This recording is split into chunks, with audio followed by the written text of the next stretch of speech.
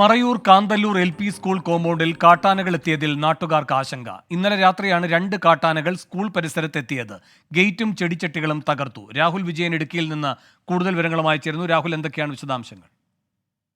കാട്ടാനകളുടെ സ്ഥിര സാന്നിധ്യമുള്ള മേഖലയായി ഇപ്പോൾ കാന്തല്ലൂർ മാറിയിരിക്കുകയാണ്. വനം വകുപ്പിന്റെ ഭാഗത്തു നിന്ന് കാര്യക്ഷമമായ ഇടപെടലില്ല എന്ന നാട്ടുകാരുടെ പരാതി നിരന്തരമുള്ളതാണ്. അതിനിടയിലാണ് കാന്തല്ലൂർ എയ്ഡഡ് UP സ്കൂളിന് സമീപം അല്ലെങ്കിൽ അതിന്റെ കോമ്പൗണ്ടിൽ ഇന്നലെ 2 കാട്ടാനകൾ എത്തിയത്. ഏറെ നേരം പരിഭ്രാന്തി വരുത്തി. കോമ്പൗണ്ടിനുള്ളിലെ ചെടികളും കൃഷികളും ഒക്കെ നശിപ്പിക്കുന്ന സ്ഥിതിവിശേഷം ഉണ്ടായിരുന്നു. പിന്നീട് ഈ സ്കൂളിന്റെ ഗേറ്റും മതിലും തകർത്തതിന് ശേഷമാണ് ഈ കാട്ടാനകൾ പിൻവാങ്ങിയത് എന്നുള്ളതാണ് ഏറ്റവും പ്രധാനപ്പെട്ട കാര്യം. എന്തായാലും ഈ സ്കൂൾ കോമ്പൗണ്ടിന് സമീപത്ത് തന്നെ. ശരി, രാഹുൽ വിജയനാണ് വിവരങ്ങൾ നൽകിയത് ഇടുക്കിയിൽ നിന്ന്.